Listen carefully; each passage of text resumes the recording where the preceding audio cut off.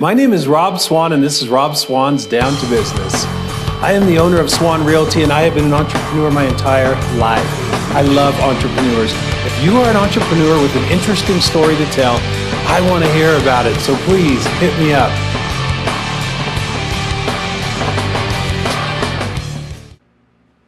Hi folks, this is Rob Swan, and this is Rob Swan's Down to Business. And I got really lucky today. I'm sitting here with Debi Vincent of Chokola. She's got this wonderful little chocolate shop just right off the plaza. When I originally this story was brought to me, I was introduced by a mutual friend, said, I think Debi would be a good subject for your video. And so I came over and met with Debi, and it turned out that not only was she a good subject, the story was so much deeper and so much greater than I ever could have imagined. So I'm kind of blown away. So I'm going to start right now. Debi, thank you so much for having us. This is awesome. We disrupted your whole entire store here, but we won't be too long, I promise. But I got to know you the other day. We spoke for about an hour, and I was truly fascinated by your story. And I think others will be too. This is pretty amazing. Debi is not from the United States by birth. She was born and raised in Venezuela. Spent a lot of time on her grandparents' coffee plantation. So tell me about that a little bit, because it seems like there's some entrepreneurs in your history. Yes, looking back, I think that's where it started. Grew up going every weekend to my grandparents' hacienda, and he was a coffee farmer, and going with him to the fields and picking up some coffee and eating coffee, and then playing with my cousins in the patios, and he kicking me out because we're not supposed to be stepping on the coffees, and we were playing in the machines. They were really, really old machines. The manufacturing machines. The manufacturing is amazing. It's a beautiful thing, and we just jump into the pools where they're fermenting. It was really great. I think looking back, that must be one of the origins of me wanting to do something on my own. On your own, and not just go get a job somewhere else. Yeah, well, my parents wanted me to just be a teacher in university. That's all they do, and and they're amazing at it, and that's what they wanted for me. So for them, it's a little bit like, where did this come from? Also, my brother's a teacher in university. Wait, stop. I want to go back to this coffee plantation. Yeah.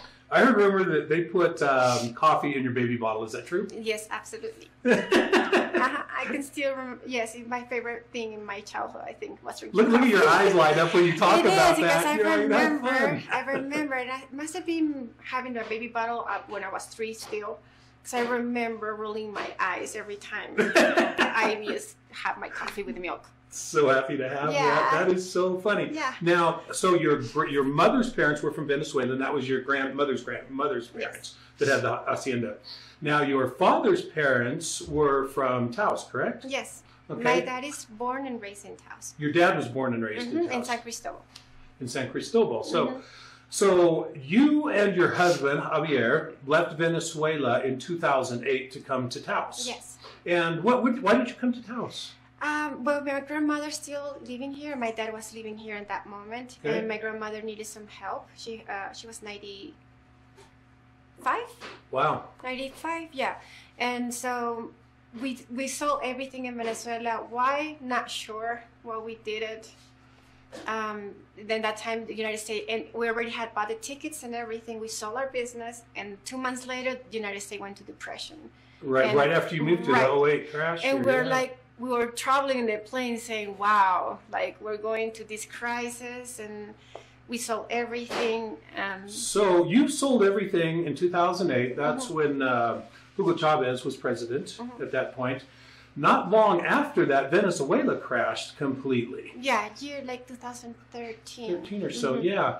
And so going back wasn't an option either, was it? No, I think that's the hardest thing about being an immigrant. Because if you have something to go back to, it makes it easier to, like, if it doesn't work, I'll go back. Right. But in my personal case, my husband, no, but my personal case, I really can't go back right now. There's nothing to go back to. There's no economy, it's poverty everywhere. And my friends are all immigrating, everybody's leaving there. It's so, yeah, I think losing that that was a sinking feeling, huh? I mean, I can't imagine, I'm born and raised in America. I can't imagine going somewhere else and all of a sudden my country be destroyed and I have nothing to go back to. Yeah. It's kind of like the ship coming on shore and burning the ship. You can't leave. You have to succeed now. Yes. And also to be able to support and help family.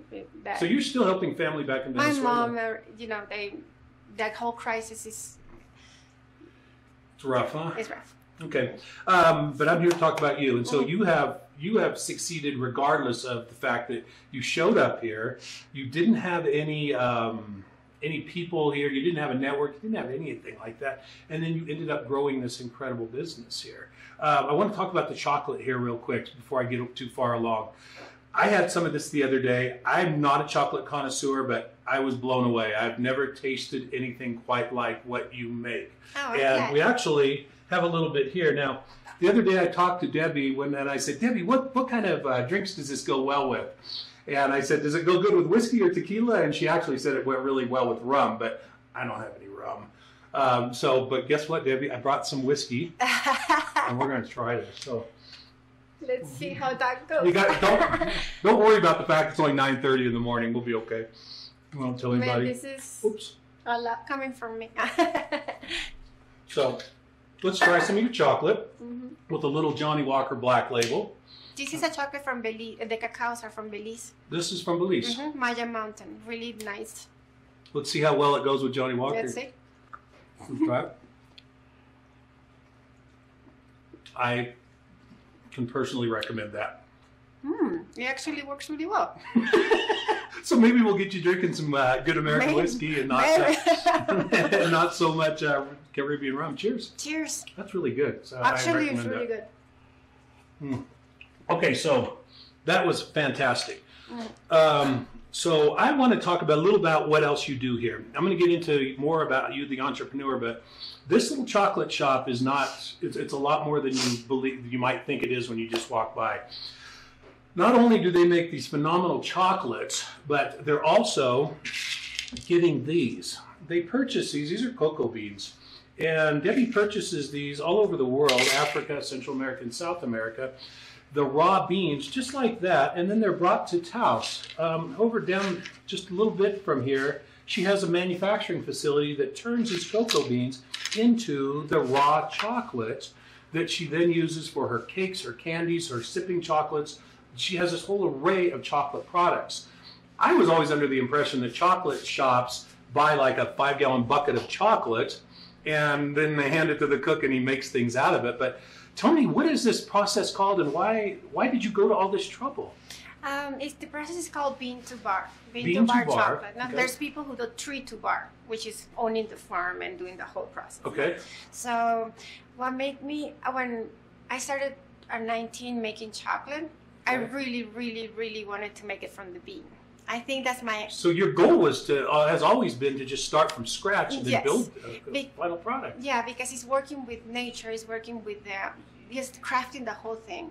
But in that moment it was impossible. There was no technology or nothing for small batch makers. Okay. It was all lint scale, like tons and So you had to have a tons. giant factory in Right. order to afford the equipment. So I remember being super crushed when I went to Chocolate El Rey to learn, and they told me you can't do that. And I said, oh, so I became a chocolatier, making bonbons. Okay. And I was 19, and I started my first little business doing that. But it was nice, it was great, but it wasn't like where my heart really wanted to be, because I always wanted to be able to make the chocolate. Well, then you have control of the entire process. Yes. So you can go, Yeah. if you're not happy with somebody shows up with a 5-gallon bucket of chocolate and you're trying to make something nice out of it and you're like, the base product isn't even good. So now you have control of the base product. Exactly. And basically, when it comes right off of the this is growing on a tree or a bush. I don't have any idea. This grows on a tree. So you basically have control of this from the time it comes off the tree to the time somebody walks into your little shop and buys something. Yes. I love it. I love the process of it. Why I went through this, it's a lot of work, and people who go to Pintu Bar is more about passion for the making. It's like an art, and I love the science behind it and the alchemy behind it. So Wow. half of it is science, half of it is luck or energy or whatever you want to call it, or you start praying and see because it's amazing. You're working with something that is natural, it's nature. And Right, it's so there's going to be multiple concept. variations to that, Right. and you've got to be able to adapt to those. Exactly, and to try, and of course this is a whole new thing that started in 2005 in the United States. like revolutioning. Is that a word? Close enough. Go ahead. Okay. The industry of chocolate. No, we understand revolutionizing. So we understand chocolate as an industrial product, and it was meant to be an industrial product where you open a bar here or in Tokyo in 20 years difference, and it tastes the same. Oh, yeah, and this is not we makers now think how that even they do that. Like we work with these beans and they behave so differently. What year they were harvested, what time in that year were harvested, rainy season. Almost like you're speaking to me like I've talked to people that own wineries. It's exactly the same. They say the exact same things. Yeah. The weather affects this, the temperature, the rain, the soil. All of it affects those wines very subtly, but the differences are big. So you're telling me the cocoa beans are subject to those same forces. Yes, exactly. It's amazing, and it is a lot of trouble to go through when you already have an industry. You can easily just go buy a bucket of chocolate from somebody and or try to do it as commercial as it is. If I put a lot of cocoa butter and a lot of vanilla, I can make it like very commercial, right? Going through this process is not only challenging every batch, but it's challenging to open people's mind to a new way of understanding chocolate. Wow. That is more like food and appreciate these flavors, these amazing, as it has acidity, it has amazing things that comes just from the earth. Right. And trying to understand chocolate like that was a challenge at itself. I imagine you're probably still learning every day. That's exactly, you told me why I go through this, because I love to learn and I don't want to stop learning ever. So every time I do this, it's a new challenge, it's a new thing, and sometimes I cry, and sometimes I'm happy, and sometimes I want to throw everything away. And like any other entrepreneur. And it's been a great, even a great therapy, personal therapy to me, to start to let go, to start to be, it's amazing. It's you talk about, you cry, you laugh, you're happy, you're sad. Do you realize as an entrepreneur, I realized this a long time ago, that I cannot succeed unless I fail. Exactly. There just seems to be no way to just succeed. And so I almost relish when I fail at something, because I realize it's like, I'm going to come back better. You're not going to hurt me. I'm like, I failed because I did it wrong, and I'll make a mistake again, but I won't make that mistake. Yeah, it's amazing because my story is full of failure, and I have learned to embrace it and now to see it as an opportunity. And it's shown me, life has proved to us that every failure has been something for the best. If you learn something from it. Absolutely. Don't give up. And I think working with beans, that's all you encounter. You just added so much more complications to the process by doing this. You could have done it without doing all this. That's why a lot of people, everybody, if you buy a Pintu Bar maker, you're buying a passion. You're buying a creativity, an intellect, a heart, a piece of whatever they grew up eating or traveled. What they choose to make is what you're eating, and it's beautiful. That's why I bring makers from around the world, and I sell them here. Wow. Because I'm a chocolate lover. I love to eat chocolate. First, I'm making chocolate, and having people's look how much you smile every time the word chocolate comes out of your mouth. Yeah. Your eyes start glistening, and I get this big smile on your face. I'm going to shift gears a little bit. We're going to go back to Debi, how she became the entrepreneur. So you and your husband came to Taos, probably didn't have any friends. You just had your parents here, and your grandparents, your dad and your grandparents. That's not a huge amount of people to know. And then all of a sudden you couldn't go back to Venezuela, and you go, I've got to make it in this country. I don't have a choice. Yeah. One thing I've learned, and it doesn't seem to really be taught in the college business classes and entrepreneurial classes, but is how important a network is, and having to have that network in order to get started, because I don't know one entrepreneur that's done it all by himself. They always have a network of people. Now, I've been in this county most of my life. I have a huge network of people I can rely on, ask questions, whatever. You're all by yourself. So I want you to tell me, because you knew you had to make that network, what did you do to build yourself a network to try to get going?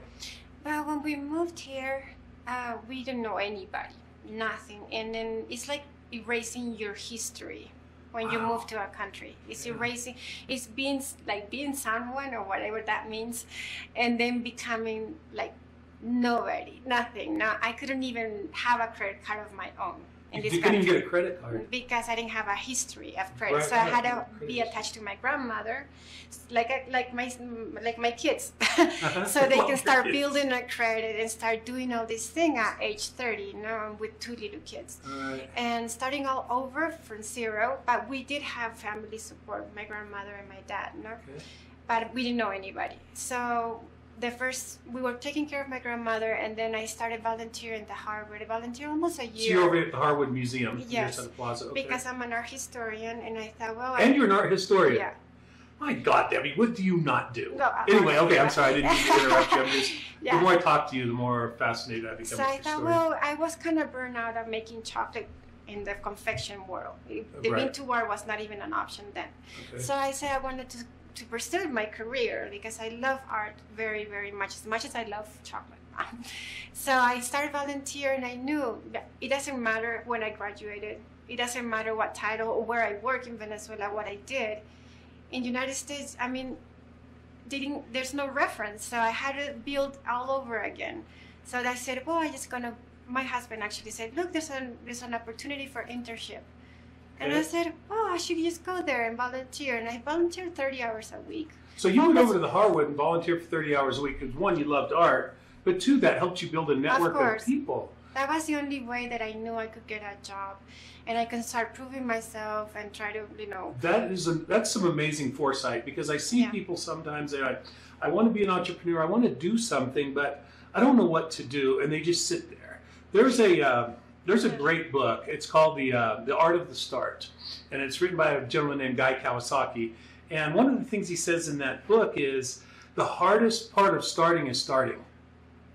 Oh, definitely. Would you agree with that? I totally agree with that. But at some point, you like, well, I got to start. I have to do something. So you volunteered. You said you volunteered over there for almost a year, didn't you? Yeah, and yes, and then they saw me. And this is what I love about United States, really, is that when they see people working hard, you get compensated. Like they acknowledge you. It doesn't matter you're from anywhere. Doesn't matter, does it? It doesn't matter you're not family that you know. It's just you. And they gave me an opportunity, a small opportunity. Then they gave me another one. They gave me another one, and I loved it. It was amazing. And at the beginning, it felt like they were paying me when they started paying me to learn. No. So you built your network over there. Okay. You told me, and I love this part of the story. Your first business you started in Taos. This is your second one, but your first one you started on your grandmother's credit cards. Yeah, my dad helped. Yes, it was on your grandmother's credit cards. Yeah, that was... So you were like, "Well, nobody's going to tell me I can't do this. I'm going to do this." Yes. And thanks, Grandma. I think one thing that I always felt since I was like this is that I am not afraid. Like, I'm not afraid to jump to things, and even spending money. Like, I just do it because I do believe it's gonna work. Like, it pushes me to do it. Just do it. You told me that you rented this building. This is a beautiful building, and this is not a cheap part of Taos to be in. You rented this building, signed the lease, and didn't even tell your husband. Well, yeah, he was like, oh my God, we were like, this is too soon. We had not even tried our first Pintu Bar batches. But I thought the hardest thing to start is to start. Yes, yeah. Well, that's what it was. I know. We went here and we were like, we had no idea, like, how to build this side of the shop. But at some point, you just said, I have to start. Yeah, we have to. And you signed that lease, and you go, okay, now I can't fail. But you know why? It's because I really believed in the Pintu Bar project. Because my heart was, that was it. That's what I really wanted to do. And I said, we have to start. And then my husband is really great because he's like, yes, let's do it. Okay, we have it. We're already here. Let's do it. And we spent months until we opened. And I remember, like, we built the kitchen first because we were starting to make chocolate. And then I would come in here and I said, I have no idea what we're going to do here. No idea. But we already started, so we needed to like... Just kept going. So Yeah. you started here, and you started doing your manufacturing here, and I think you ran out of room pretty quick from what you told me. So you actually manufacture off-site now and then bring it back here for the retail portion. Oh, this is a new thing that we did it during in March. Okay. When all this happened and we had to close, the first week I was super scared because it didn't seem like there's not going to be any help and my business is closed and it's like a scary thing.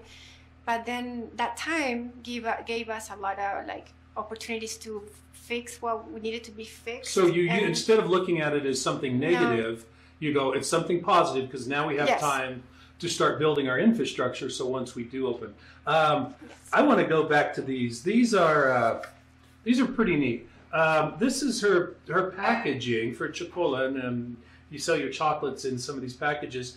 These are all local artists, and on her covers, and they're fascinating. And if you open up the package, you can see the artist bio inside, and then you have all this local artwork on here. So not only are you giving to the community in what you're doing here and all these jobs you've created, you're giving all these artists another place for people to see their artwork. Yeah. And I just think that's amazing. Now, do you stay awake at night thinking of ways to make this better? Yes, every day.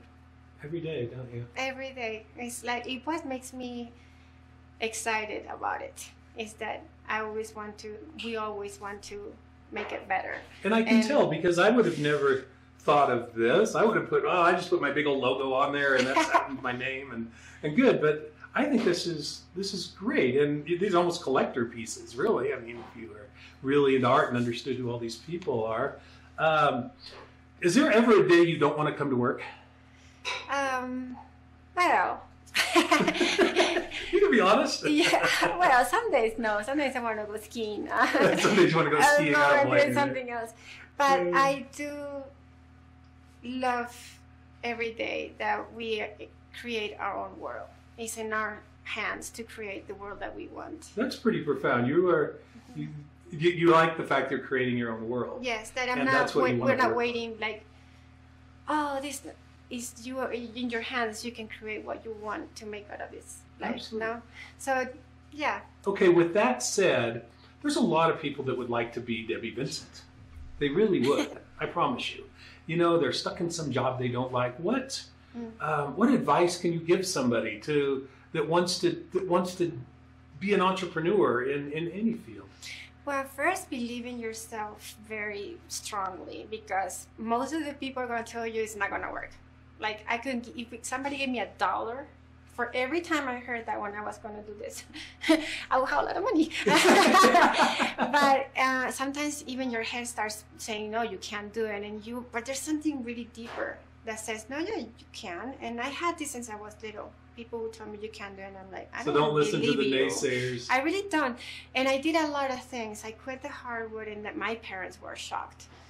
No, it's a great job. I love the hardwood, and they treat me so well. But I wanted something else. I wanted to create a life that I could be creative, and I don't know. I just wanted something else. I can't be to get somebody sitting down else to do this. Your biggest piece of advice is just to believe in yourself and believe that you can actually do this. and do something that is meaningful to you, whatever that is, that makes your life. There's a happier. great marketer by the name of Seth Godin, and he always says to, and I've always believed this, and I've thought about it a lot. Do what matters.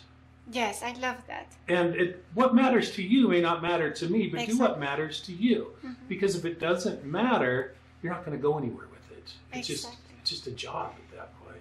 Yeah, do what matters so you be inspired every day, whatever that is. Just be inspired, and that's what I love to be inspired and wake up and be inspired.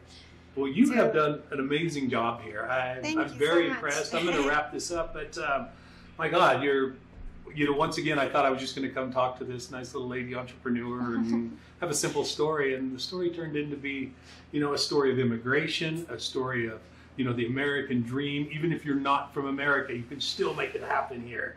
And I think you're very inspiring. Thank you. And I hope, when people watch this, they go, my God, look at Debi. She had everything against her, but but yet she still succeeded. So, wow, great story. Thank you so much for giving me the opportunity to talk. Thank you so much. Anyway, we're going to wrap it up. But Debi, thank you again for having us here, and we'll see you on the next episode.